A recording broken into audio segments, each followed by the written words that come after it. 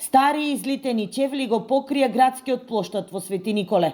Израз на неколку месечниот револт на пензионерите кои денеска се преточи во протест. Износените чевли го символизираат 40 годишниот работен век поминат во фабриките. За денеска пензионерите да зависат од милоста на власта да им ги покачи примањата. Заморени од манипулациите им порачаа на премиерот и министрите да не заборават дека се ближат избори. Нека стават пршто на главата, дека за 2 месеци идат избори.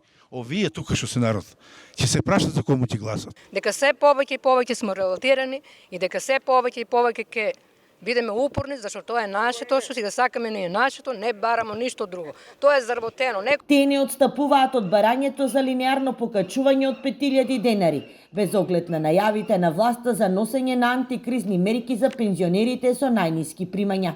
Имаме барање веќе доставено до парламентот за да го разгледа нашето барање со усвојување на одлука или со закон да се покачат линеарно пензиите. Нема да отстапиме од тоа без разлика какви пакети ќе ни дават владата и барањата ќе ги повторат на 1 декември на уште еден протест во Скопје, кој ќе се одржи пред Македонското собрание.